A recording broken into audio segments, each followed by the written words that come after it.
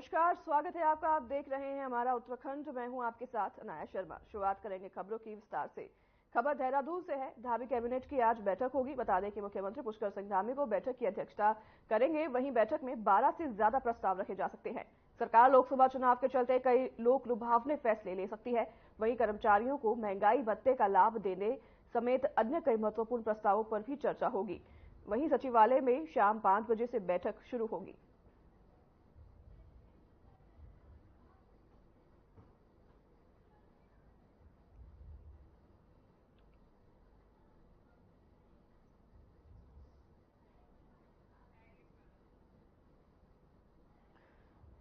आज अहम बैठक होनी है। मुख्यमंत्री पुष्कर सिंह धामी की अध्यक्षता में यह बैठक होनी है। सचिवालय में शाम 5 बजे ये बैठक होने की खबर सामने आई है और इस बैठक में कई अहम मुद्दों पर चर्चा हो सकती है। मुख्यमंत्री पुष्कर सिंह धामी इस बैठक की अध्यक्षता करेंगे और कई तमाम मंत्री इस बैठक में मौजूद रहेंगे। शाम 5 बजे सचिवालय में ये बैठक होने वाली है।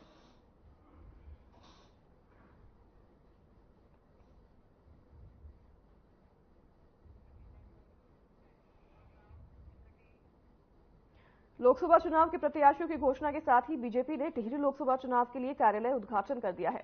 आपको बता दें कि टिहरी लोकसभा क्षेत्र से बीजेपी ने माला राजलक्ष्मी शाह को अपना उम्मीदवार बनाया है।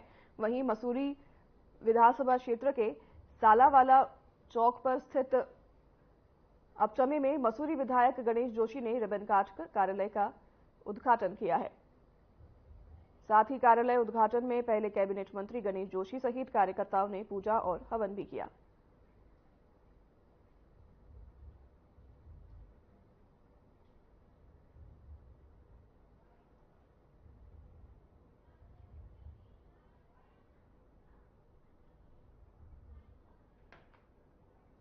नंबर 1 पार्टी है। भारतीय जनता पार्टी का नेता नरेंद्र मोदी विश्व का नंबर 1 नेता है। जहां अन्य पार्टियों ने अभी तक प्रत्याशी घोषित नहीं कर पाए हैं, भारतीय जनता पार्टी के सारे प्रत्याशी घोषित हो गए। टिहरी लोकसभा से एक बार पार्टी ने विश्वास जताते हुए माला राजलक्ष्मी शाह जी को टिकट दिया है। आज उनके मसूरी विधानसभा के कार्यालय का उद्घाटन आज यहां पर हुआ है।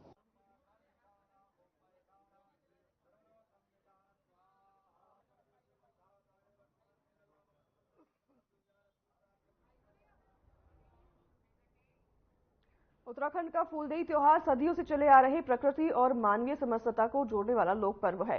बता दें कि वसंत ऋतु के आगमन से ही उत्तराखंड में विभिन्न प्रकार के फूलों की बहार भी शुरू हो जाती है और इन्हीं फूलों को यहां बच्चों ने एकत्रित किया।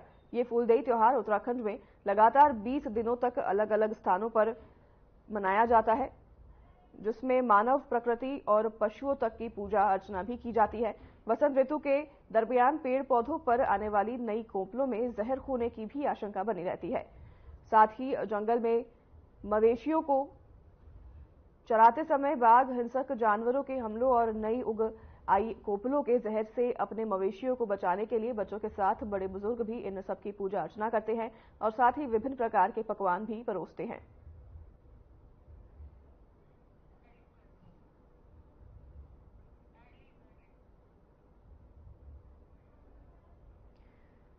फूलदेई का यह त्योहार जिसकी शुरुआत हो चुकी है, प्रकृति की पूजा अर्चना के साथ इस त्योहार की शुरुआत हो गई है और तस्वीरें आप देख रहे हैं। विभिन्न प्रकार का पकवान इस त्योहार में बनाया जाता है और सभी को परोसे जाते हैं। तस्वीरों में आप देख रहे हैं पकवान बच्चों को परोसे जा रहे हैं। प्रकृति की पूजा अर्चना की जाती है इस त्योहार में। फूलदेई का ये त्योहार है। फूल सब बच्चे इकट्ठे करते हैं और आपको बता दें कि पशुओं की भी पूजा करी जाती है इस त्योहार में।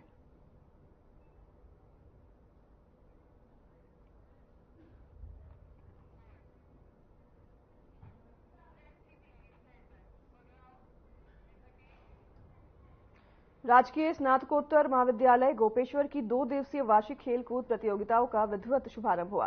कार्यक्रम का शुभारंभ महाविद्यालय के प्राचार्य कुलदीप सिंह नेगी ने किया, जिसके बाद महाविद्यालय के विज्ञान, वाणिज्य और कला संकाय के साथ बीएड के छात्र छात्राओं ने मार्च पास्ट कर खेल आयोजन में प्रतिभाग किया। वहीं प्राचार्य कुलदीप सिंह नेगी ने बताया कि हर वर्ष राजकीय स्नातकोत्तर महाविद्यालय में वार्षिक खेलकूद प्रतियोगिताओं का आयोजन किया जाता है।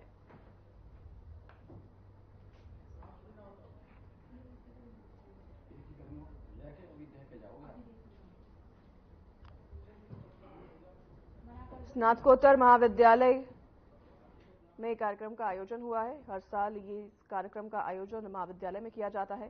वहीं राजकीय महाविद्यालय में प्रतियोगिताएं की शुरुआत भी हो चुकी है। बच्चों ने मार्च पास्ट कर इस कार्यक्रम की शुरुआत की। प्राचार्य भी इस दौरान यहां पर विद्यालय के मौजूद रहे। हर साल की तरह इस बार भी ये आयोजन शुरुआत किया गया है।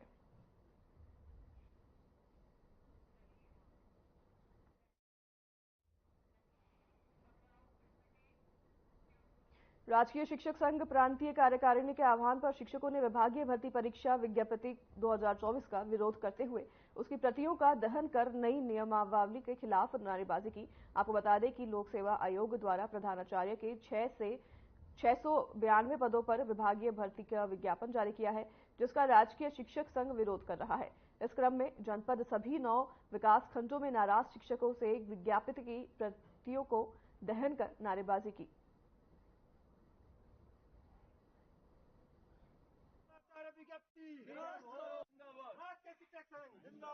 ये सरकार से कहना है कि जो ये प्रधानाचार्य विज्ञप्ति ये बिल्कुल ही निराधार है और इसमें कुछ ही लोगों के मतलब कुछ ही उनको लाभ मिल रहा है, अब जबकि 90% लोग इसमें वंचित रह रहे हैं। फिर हमारा ये है कि ये पदोन्नति का पद है और इनको पदोन्नति से ही भरा जाए, क्योंकि जो हमारे वरिष्ठ शिक्षक हैं वो प्रधानाचार्य नहीं बन पाएंगे अगर ये विज्ञप्ति लागू होती है और इसमें ये सीधी भर्ती करते हैं। तो हमने बार बार सरकार से इसका विरोध भी किया है। आज से नहीं, हम 1 साल से विरोध करते आ रहे हैं, लेकिन सरकार का जो ये तानापूर्ण रवैया है। राजकीय शिक्षक संघ है लगभग 2 सालों से इस नियमावली का विरोध कर रहा है। ये 50% पद जो है सीधी भर्ती से हमारे प्रधानाचार्य के भरे जा रहे हैं, जो कि नियम विरुद्ध है। हम लोग चाहते हैं कि हमारे जो पद है प्रधानाचार्य के वो 100% जो है प्रमोशन के पद है। हमारे वरिष्ठ चाहे LT अध्यापक हैं चाहे प्रवक्ता पदों पे हैं, इन लोगों के लिए एक ही मौका मिलता है जीवन में कि वो प्रधानाचार्य के पद तक जाएं। लेकिन सरकार की जो ये मंशा है इसमें कुछ ही अध्यापकों को जो है इसमें शामिल किया जा रहा है। पहली बात तो ये है कि जो ये नियमावली बनी है ये बिल्कुल नियमों के विरुद्ध बनी। देहरादून में लोडर चालक पर हुए तलवार से हमले और फायरिंग करने के मामले में पुलिस ने 2 आरोपियों को गिरफ्तार कर लिया है। क्लेमेंट टाउन थाना पुलिस ने कहा कि घटनाक्रम में शामिल 2 आरोपी फरार हैं, जिनकी भी तलाश की जा रही है। वहीं पुलिस ने मौके से तलवार, तमंचा और कारतूस भी बरामद किया है। बता दें कि पीड़ित विकास कुमार की तहरीर पर मुकदमा दर्ज किया गया था। आरोपी आसिफ मलिक और तबरेज चौधरी को पुलिस ने गिरफ्तार किया है। वहीं 2 अन्य की तलाश फिलहाल जारी है।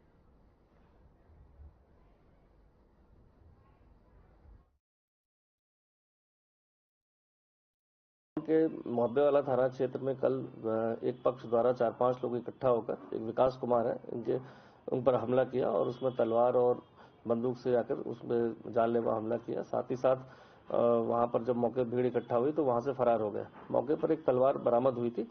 साथ ही साथ पुलिस ने CCTV के आधार पर जो है इसमें 2 अभियुक्तों को गिरफ्तार किया जो सहारनपुर और शामली के रहने वाले हैं। इनसे वो तमंचा भी बरामद कर लिया गया है और पूछताछ से पता चला कि मामूली से किसी विवाद को लेकर कुछ दिनों से चल रहा था, जिस पर ये 4-5 अभियुक्त इकट्ठा होकर इन्होंने जानलेवा हमले का प्रयास किया था। अभी 2 अभियुक्तों की गिरफ्तारी हुई है, बाकी शेष अन्य की तलाश में पुलिस टीम भेजी गई है। देहरादून पुलिस द्वारा सत्यापन का एक बड़ा अभियान चलाया जा रहा है ताकि जनता किसी भी आपराधिक गतिविधि से बच सके और किसी अपराध को शिकार न बनाया जाए। ऐसी ही एक मामला पटेल नगर से सामने आया है, जब घर में चोरी होने के बाद FIR दर्ज करवाई गई। वहीं SSP अजय सिंह का कहना है कि घर से 8 लाख की ज्वेलरी चुराई गई थी और कामवाली पर शक के चलते पुलिस ने कामवाली को ढूंढना शुरू किया, मगर वो अपने अस्थायी पते पर नहीं मिली। पुलिस द्वारा सत्यापन में लिए गए दस्तावेजों के माध्यम से युवती का स्थायी पता ढूंढ लिया गया है। वहीं जानकारी लेके पुलिस ने युवती की गाजियाबाद से 8 लाख की ज्वेलरी के साथ गिरफ्तार किया है और आगे की कार्रवाई शुरू कर दी है।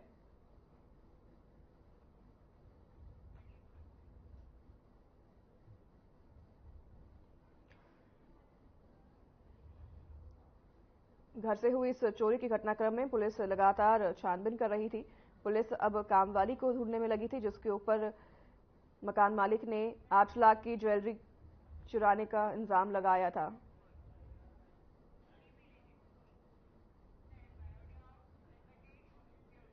मौसम विभाग ने उत्तराखंड में आज बारिश की संभावना जताई है। वहीं प्रदेश के अधिकांश जनपदों में ओलावृष्टि, आकाशीय बिजली चमकने का भी येलो अलर्ट जारी किया गया है। साथ ही आपको बता दें कि उत्तराकाशी चमोली, दून, पिथौरागढ़, बागेश्वर, रुद्रप्रयाग में कुछ जगह हल्की से मध्यम बारिश की संभावना भी जताई गई है। वहीं मौसम विभाग ने 3200 मीटर से अधिक ऊंचाई वाले इलाकों में बर्फबारी की भी संभावना जताई है।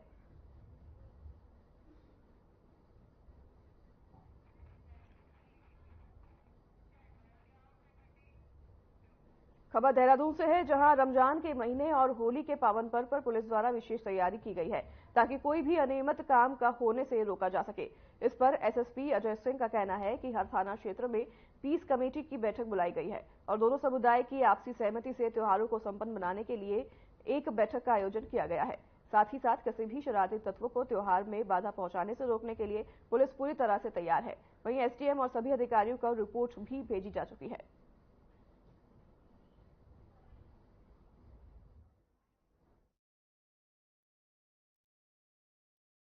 देखिए, रमजान का जो ये पावन पर्व माह है वो शुरू हो चुका है। साथ ही साथ आगामी सप्ताह में जो है होली का भी त्यौहार आने वाला है। तो इसको देखते हुए पीस कमेटी की बैठकें जो हमारी हर थाना क्षेत्र में है वो कर ली गई हैं। साथ ही साथ संबंधित क्षेत्राधिकारी द्वारा जो मौजूद व्यक्ति हैं, जो दोनों सभी समुदाय के लोग हैं, उनको एक बैठाकर ये आपसी सौहार्द से जो है त्योहारों को संपन्न कराने के लिए एक बैठक कर ली गई है। बाकी कुछ ऐसे लोग भी चिन्हित होते हैं जो शरारती तत्व होते हैं, ऐसे मौकों पर कहीं न कहीं शांति भंग की आशंका रहती है, उनको भी हमने पाबंद मुचलके के लिए यहाँ पर एसडीएम और सभी जो कंसर्निंग मजिस्ट्रेट हैं उनको रिपोर्ट भेज दी गई है।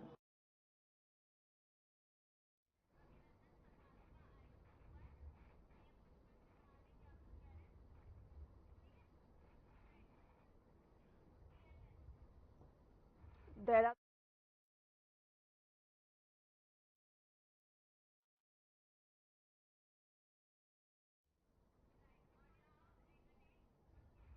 चलिए आपको सीधा लिए चलते हैं देहरादून, जहां पर अभिनंदन आयोजन हुआ है और उस कार्यक्रम में मुख्यमंत्री पुष्कर सिंह धामी भी मौजूद है। क्या कुछ कह रहे हैं आपको भी सुनाते हैं। आप सभी का मैं यहाँ पर ये मुख्य सेवक सदन है, इसमें आप में से बहुत सारे लोग पहले आए होंगे और बहुत सारे लोग आज पहली बार आए होंगे। जो पहले आए हैं उनका भी स्वागत है और जो आज पहली बार आए हैं उनका मैं अपनी तरफ से सबका मैं स्वागत करता हूँ। मंच पर आसीन अभी जो हम सबके बीच में लगातार आपकी समस्याओं के लिए मुझे हमेशा मिलते हैं, लगातार प्रयत्न करते हैं, उत्तराखंड डिप्लोमा इंजीनियर महासंघ के अध्यक्ष श्री सत्येंद्र सिंह चौहान जी इंजीनियर साहब, महासचिव मुकेश रतूड़ी जी, संरक्षक श्री डीसी नौटियाल जी, हरीश नौटियाल जी, सलाहकार एवं समस्त विभागों के हमारे सभी इंजीनियर, और मैं विभाग बोलूंगा तो कोई छूट जाएगा तो आप बता देना, ठीक है। लोक निर्माण विभाग, सिंचाई विभाग, जल निगम, जल संस्थान, ग्रामीण निर्माण विभाग, ऊर्जा निगम, लघु सिंचाई एवं कुछ छूटा तो नहीं, जल विद्युत निगम, कृषि विभाग, जल संस्थान, अपने सारे अभियंत्रण विभाग। अब वो या ऐसा कह दें कि इन विभागों में जो एक कहते हैं ना मेष राशि से मीन राशि तक जितने भी विभाग हैं उन सभी विभागों का, उन सभी विभागों से आए हुए हमारे सभी इंजीनियर, सभी अभियंतागण, सभी उपस्थित भाइयों एवं बहनों, मैं सबसे पहले तो आप सबका धन्यवाद करता हूं कि अब ये क्या है कि चौहान जी और नौटियाल जी और हमारे रतूड़ी जी और सब लोग लगातार मुझे मिलते रहे और हर बार क्या है बहुत खींचतान होती रहती थी। ये आते थे बड़ी बड़ी समस्याएं और समाधान कई बार हो भी जाते थे और कई बार नहीं भी होते थे, लेकिन वो खींचतान चलती रहती थी। इस बार हमने इनसे कहा कि भाई ये राज्य क्या है कि हम सबका है, ये राज्य जितना मेरा है उतना आपका भी है, जितना मैं चिंता करता हूं उतनी चिंता आप भी करते हैं। ये ठीक है कि कुछ चीजें होनी चाहिए, कुछ आपकी मांगे हैं, जैसे अभी आप बता रहे थे, कुछ समस्याएं हैं, कुछ आगे भविष्य में जो आसानी से हो सकती हैं, तो इसी प्रकार से पीछे भी रही हैं। तो हमने कहा कि हम उन सब बातों को क्यों नहीं मानेंगे जो होने वाली हैं, तो बात करते हैं, लगातार बात चलती रही, कई महीनों बात चली ना रतूड़ी जी, 7 जून को हुई थी। लगातार बात हुई और काफी सारी बातें हो गई। आप लोगों ने वार्ता करी और आप सब लोगों ने, चूंकि आपके प्रतिनिधि के नाते आप लोग सब आते थे, तो आपसे बात करके आते हैं, हमेशा बात करते हैं। और जब बात करके जाते हैं तो फिर इनको बताने के लिए भी कुछ चाहिए कि भाई इन्होंने क्या बात करी है। तो बहुत लंबे समय तक बातचीत होती रही इनकी। मैंने भी इस बार कहा हमारे आनंद वर्धन जी को, शैलेश बगोली जी को कि भाई आप ठीक से बात करिए, और मैं चाहता हूं कि इसमें जो भी हो सकता है उसको जरूर हम करेंगे। जो अभी अल्पकालिक है, तत्काल हो सकता है उसको तत्काल कर देंगे, और जो थोड़ा लंबे समय का है, यानी कि जो अभी एकदम से नहीं हो सकता है, उसको दीर्घकालिक रखेंगे, आगे रखेंगे, प्रस्ताव में रखेंगे। तो मुझे खुशी है कि काफी सारी जो बातें थी वो आगे बढ़ी हैं, कुछ का समाधान हुआ है, कुछ आगे के प्रस्ताव में हमने किया है, और आप लोगों ने सकारात्मक रूप से वार्ता की। और वार्ता के साथ और अच्छा लगा मुझे कि आप लोग बीच में मुझे धन्यवाद करने के लिए आए। पहले अब ये देखिए, धन्यवाद क्या है कि एक तरह से ये होता है कि एक काम हुआ है तो आगे और बढ़ेगा, वो थोड़ा सकारात्मकता बढ़ती है। और उसको यहाँ पर अभी आप लोगों ने इतनी बड़ी संख्या में आए, अभी कह रहे हैं 10% हैं, तो उससे भी एक कदम आगे आप सब लोगों ने यहाँ पर आभार अभिनंदन समारोह रखा है। इसके साथ ही मैं इस आभार अभिनंदन सम्मान के लिए आप सब लोगों की ऊर्जा को देखकर, आप लोग जब तालियां बजा रहे थे, तो ये तो इतने तो 1000 लोगों के कार्यक्रम में भी इतनी तालियां नहीं बजती हैं। तो इसके लिए मैं आप सभी का अपनी ओर से आभार व्यक्त करता हूं, आप सबका धन्यवाद करता हूं। और ये सम्मान सिर्फ मेरा सम्मान नहीं है, ये सम्मान आप सब लोगों का, हमारे डिप्लोमा इंजीनियर महासंघ के हर एक सदस्य का सम्मान है, हर एक सदस्य का सम्मान है। भाइयों बहनों, हम सभी बहुत ही खुशनसीब हैं कि हमारे पास बड़ी संख्या में उत्तराखंड के अंदर बहुत ही कुशल और कौशल से परिपूर्ण हमारे इंजीनियर हैं, जो आज प्रदेश की और राष्ट्र की जो समृद्धि है उसके निर्माण में अपना बहुत उल्लेखनीय जो योगदान है वो दे रहे हैं। और मैं सच कहूं तो आप लोग हमारे जो प्रदेश की रीढ़ हैं, आप बिल्कुल उसके आधार स्तंभ हैं। देखिए, आज मैं थोड़ा कहना भी चाहता हूं, क्योंकि आप मेरा सम्मान करने के लिए आए हैं, हम सब लोग एकत्र हुए हैं, और मेरे लिए भी एक अवसर है। हालांकि आज मेरे पास समय बहुत कम था चौहान जी, आप लोगों ने कहा कि मिलना है, तो मेरा भी मन था कि आप लोगों से इतने सामूहिक रूप से मिलूं और आप सबके माध्यम से हमारी जो बात है सब तक पहुंच जाए। आज कुछ चुनौतियां भी हमारे सामने हैं कि उन चुनौतियों पर भी हम ही लोगों को काम करना है। जो हमारी निर्माण इकाइयां हैं, अनेक नए नए पुनर्निर्माण के काम, आधारभूत ढांचे को बनाने का काम, इंफ्रास्ट्रक्चर डेवलपमेंट के सारे काम, आप सब लोग उसके मुख्य बिंदु हैं, आप लोगों से ही वो शुरू होता है। तो हमें जो प्रदेश के बारे में हमारे प्रधानमंत्री जी ने भी अनेक अवसरों पर ये कहा है, और सबसे पहले केदार धाम से उन्होंने कहा था कि ये जो 21वीं सदी का तीसरा दशक है, ये उत्तराखंड का दशक होगा। और तो आज आप देख रहे होंगे, अभी चौहान जी बोल रहे थे, बड़ी अच्छी बात इन्होंने कहा कि ऐसी बहुत सारी परियोजनाएं हैं जो दशकों से, कई दशकों से, 1-2 दशक नहीं, 4-4 दशक से अपनी स्वीकृति की प्रतीक्षा में थी। चाहे आज हम लखवाड़ जो हमारा बन रहा है, लखवाड़ प्रोजेक्ट की बात करें, 4 दशक से भी ज्यादा समय हो गया, या जमरानी की बात करें, पता नहीं, मैं बहुत छोटा था तब तक सुनता था जमरानी बनने वाला है, जमरानी बनने वाला है, और सुनते ही रहे और बन नहीं पाया। मुझे भी उस समय कहाँ मेरे भी ध्यान में रहा होगा कि ये सौभाग्य जो है हमारे प्रधानमंत्री जी के कालखंड में हमारे समय में जब मैं मुख्य सेवक होऊंगा उस समय में ये जो है ये जमरानी दाब बनेगा। और सौंग की बात भी बहुत लंबे समय से चल रही थी, किसाऊ की भी बात चल रही है अभी आगे निकट भविष्य में। अन्य बहुत सारे प्रोजेक्ट जो किसी न किसी योजना में हैं, किसी न किसी विभाग में हैं, वो सब धरातल पर उतरने हैं।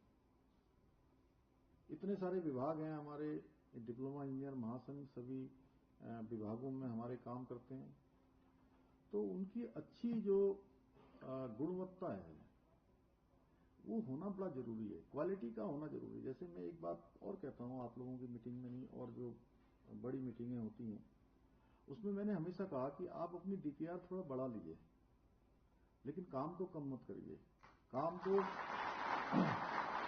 को जो है, काम की गुणवत्ता से कोई समझौता मत करिए। मैं अभी मुंबई गया था, तो मेरी कोशिश होती है कि जहां पर हमारे सरकारी गेस्ट हाउस हैं, अतिथि गृह हैं, उन्हीं में रुकूं, होटल में कम से कम रुकना पड़े। तो नवी मुंबई में हमारा उत्तराखंड का उत्तराखंड सदन बना हुआ है। अब मैं सवेरे उठकर 6 बजे मैं नीचे आया, तो मैंने कहा थोड़ा घूमता हूं तो देखता हूं, तो पीछे की तरफ गया तो वहां देखा कि उसमें जो है थोड़ा नीचे की तरफ वो बैठ रहा है उसका पीछे से। तो मैंने कहा ये क्या हो गया? तो बोले साहब इसमें जो है वो कुछ नीचे धंस गया है, कई करोड़ खर्च करने के बाद वो धंस गया है। अब मैंने कहा ट्रीटमेंट होगा, कितना पैसा लगेगा? बोले 5-7 करोड़ रुपया और लगेगा इसमें।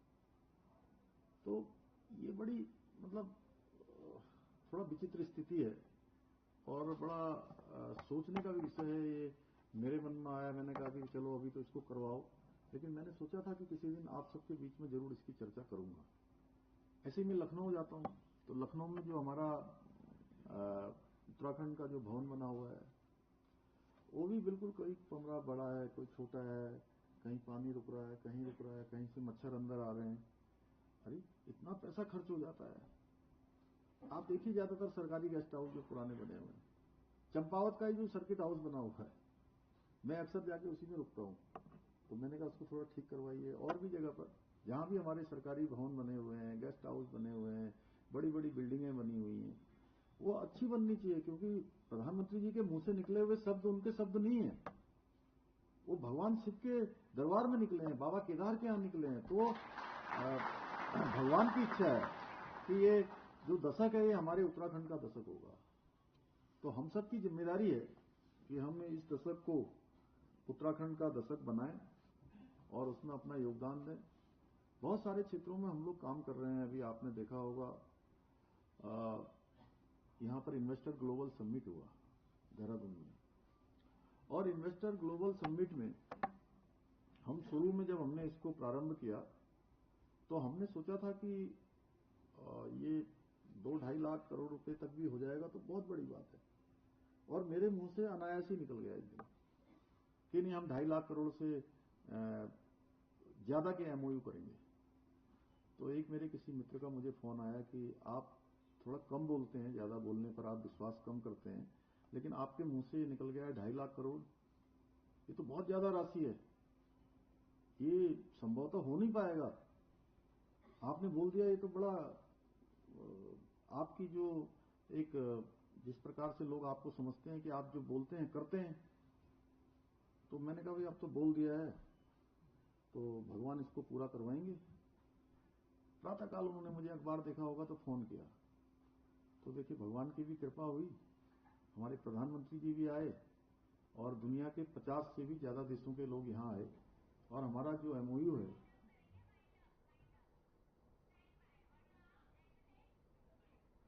चलिए, तो फिलहाल इस बुलेटिन पर यही करेंगे विराम। आपसे लेंगे विदा। नमस्कार।